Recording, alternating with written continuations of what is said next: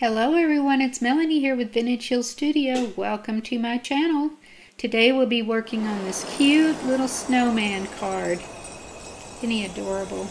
We could use some cold weather right now. We'll work on this XL watercolor paper. It's a watercolor panel that's 4 1/4 by 5 3/4 using a Doris Snowman Arms Up embossing folder. And I will run that through my Sizzix texture boutique, and you'll see what a great dimensional piece we'll have to work with here with our watercolor. I was inspired by a video I saw by Caly Person. She did this with a 3D embossing folder, and it looked like so much fun I just had to try it. So thank you, Caly. And here is our embossed image. You can see that embosses beautifully on watercolor paper. So the idea is to take your watercolors and stay within the embossed lines. So to start with, I will use this royal blue color, and I'm going to water it down quite a bit because I want a real pale frosty blue color for my snowman. Rinse my brush out, and I'll go over into my white watercolor palette here. Wet that down and add it to my blue to come up with a really light sky blue color. Okay, I'm going to go slowly here at first just to show you the process, and then I'll speed along through the rest of the video. But again, I take that watered down blue and I'm going to go around my face first, and then I'll work my way down the snowman's body, and I'm just going to go around the perimeter. I don't need to color the whole snowman. I'm just trying to give the illusion of a frosty snowman here. And you can see as I add water, it just kind of moves the paint around. I think because when you run it through your embossing folder, it compresses the porous parts of your watercolor paper, so the paint doesn't move as easily as it normally does on the watercolor paper. So you've got to work it a little bit more with water to get that smoothed out and get it moving on your watercolor paper. Alright, he's coming along nicely. Just intensify the lines around his little round face here.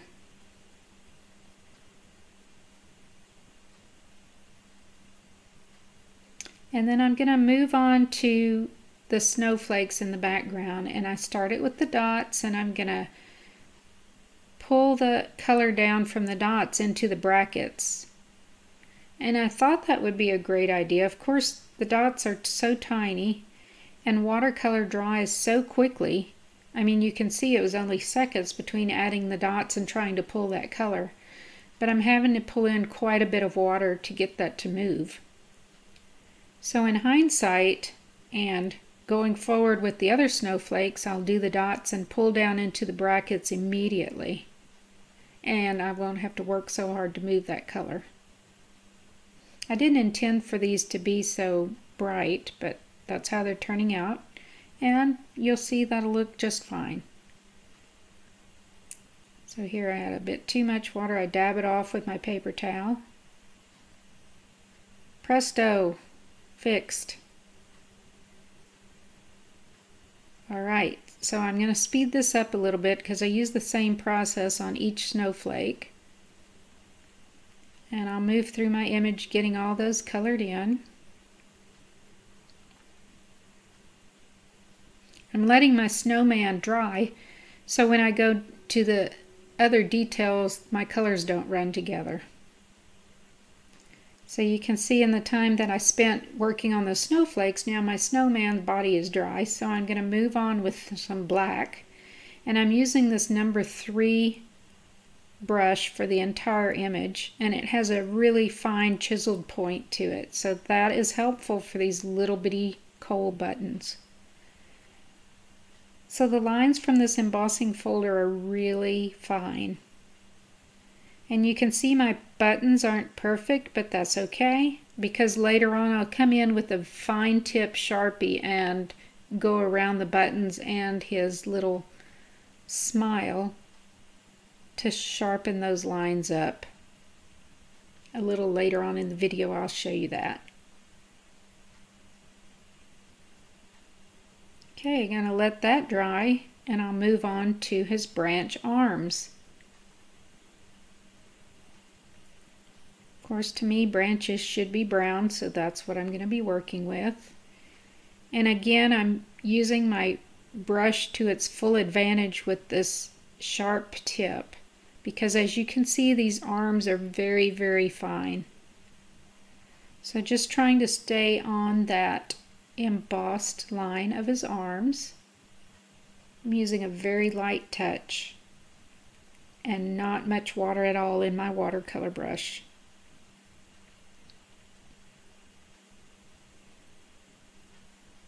Okay, getting those connected down into his body there. I'm going to make sure I have plenty of brown there.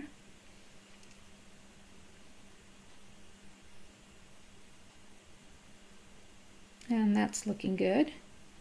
So then I'm going to move on to his little carrot nose. Now on the embossed image you can see it's just a little bobbin of a nose, which is fine because his head is tilted back and you can't see his eyes, just his chin and mouth, and he's looking back and up. And his nose is cute, but I thought in order to make it look more like a carrot I would add a little bit more of a point to it. So I'm coming in with a little bit of darker orange and extending his nose just a tiny bit to give more of an illusion of a carrot nose. Okay.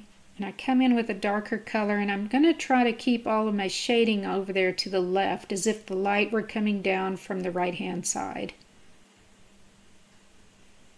So I want all of my colors to be a little heavier on the left side of my image.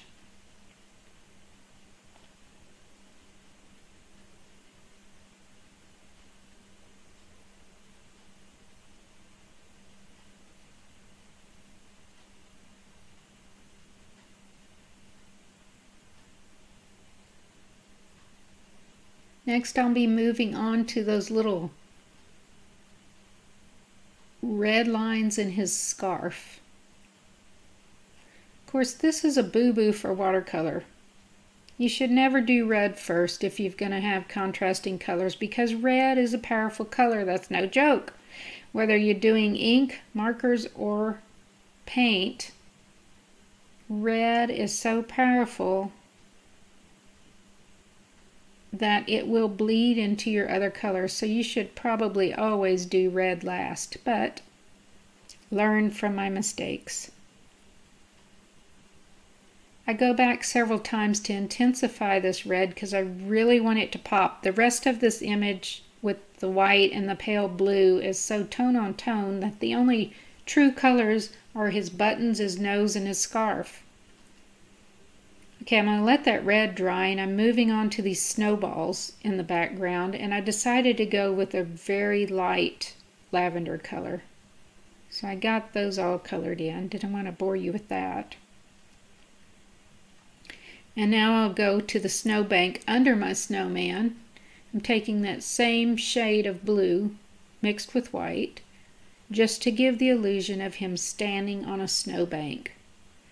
And you can see I add water to pull this color down, but I don't want to color it in completely blue. I just want the illusion of the blue on the top edge.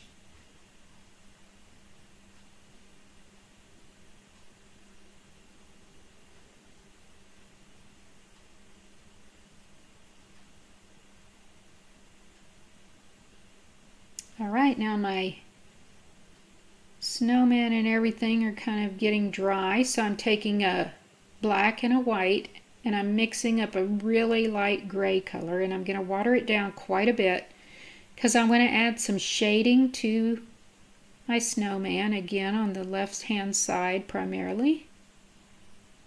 A little under his scarf, a little for each arm so they look like they're stuck into his body. some around the buttons because I want those to pop out as if you're viewing a 3D image here. And I'm going to water this down and go around the left side of his body just so my snowman looks a little more rounded, not so flat. Okay, as I water that down, it pulls out into my image to give me nice shading. And then you can always add gray to your colored areas because it's a great color of shading for any color. You can see I use it on his arms, on his nose. It just helps everything stand out better. Just a little bit of detail here.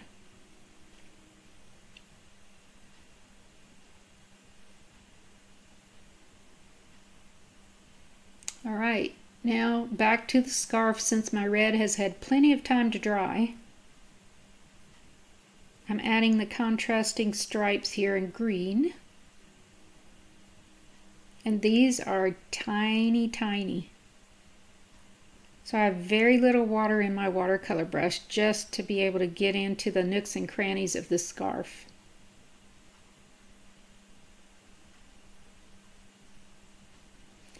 And as you know, on watercolor, as it dries back a little bit lighter, so you'll see me go back several times to intensify my colors. Here's the little fringe on the edge of his scarf. And then I'm going to go around the edges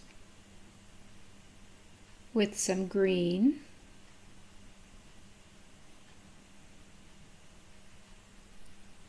Trying to stay on the lines of that embossed image. There's little raised lines defining the whole scarf.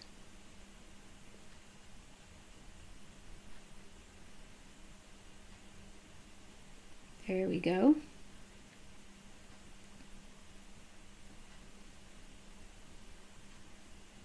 We haven't had anything near scarf season here in Texas yet. It's still been 80 degrees. Mid-November, but we're ready. Whenever Mother Nature is ready, we'll be ready for some cooler weather. Anyway, it's fun to paint these images. Not that we rarely get snow in Texas, but it's fun to see that other people have snow, and snowmen are so jolly and fun, why not?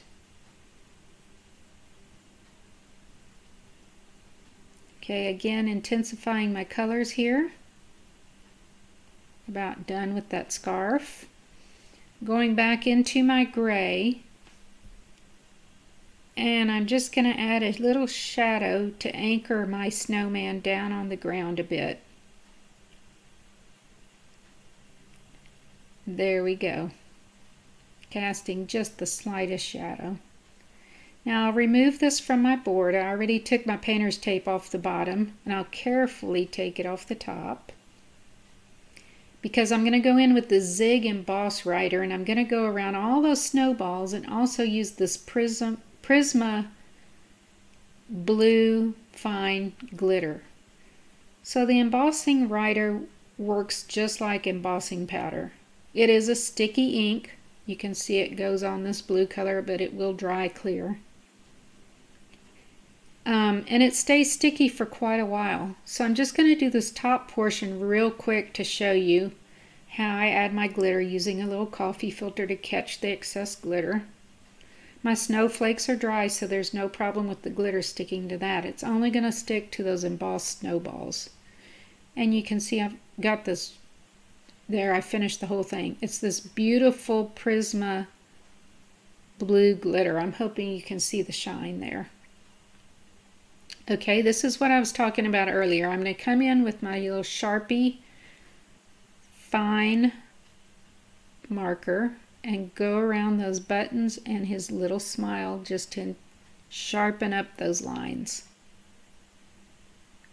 And then I'll take a white gel pen just to add a few little highlights. I want him to be really subtle on the side of his nose, his buttons, his hands, parts of his branch arms, just very subtle highlights. And then I'll take a gray watercolor pencil and I go around the bottom and the sides of his scarf to make it look more three-dimensional. So ultimately I'm adding shading on each side of his scarf but not in the center. And then along his body and the scarf. So I've got a bit of shading to make that stand out better. Alright, then I've got my mats for the front of my card, a red mat and a green mat. And then my snowman will go right on top of there, and I will mount that on a 5.5 by 6 inch card. And then I used the Sizzix Christmas Phrases dies, and I chose Holly and Jolly, and I'll use that same green mat that I used on the background for my front sentiment.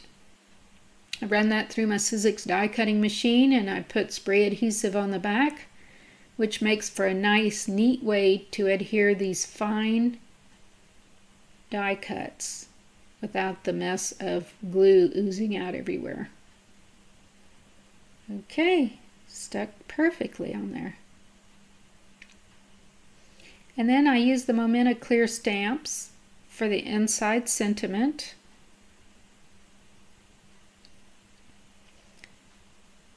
And some Lawn Fawn Pine Green ink.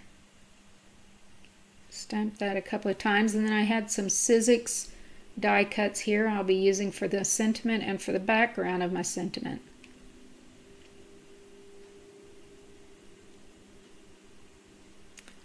And then I made my own envelope with We Are Memory Keepers envelope punch. You look at the size of your card and it tells you what size of paper you need to make the perfect envelope. So this wanted a 9¼ by 9¼ inch piece of paper, and it says to score it at 4, which you do, and then you line up that little thing and punch, turning it 90 degrees, and keep scoring all the way around your envelope.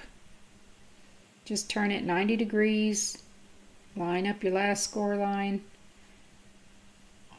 There you go. Then if you want to, you can round those corners in the top punch. And your envelope is ready to go. Alright, you know I like to decorate my envelopes, so I'll be using this Doris Snowflakes embossing folder just for the flap of my envelope. And I'll run that through my Sizzix machine. And there's the embossed flap. Then I'm going to take that little snowflake from that same Momenta stamp set and a light blue ink, which goes with my card, and I'll stamp down the inside of my envelope. So instead of lining it with paper, I'm just using this little stamp, kind of masking off my flap there to get partial snowflakes. Then I add glue to the flaps. That's all it is to making your own envelope with that punch board. I use Scotch double-sided tape for the flap, so all they have to do is peel it off and seal the envelope. Here's our finished card. I hope you can see the dimension from that embossing folder, our inside sentiment, the stamp that I always use on my cards, our finished envelope. Even stamped a few little snowflakes on the front to coordinate with the whole card. And there it is. This was a whole lot of fun, and I do thank Caly Person for inspiring me to try this. She had this on a video, and it was so much fun to watch and so inspiring, and it's actually fun to do. So I hope you also get inspired to give it a try. If you like this video, please give me a thumbs up and feel free to subscribe to my blog on my website, www.vintagehillstudio.com, or subscribe to the YouTube channel. Give it a try. I think you will really enjoy this process. Happy crafting, everybody!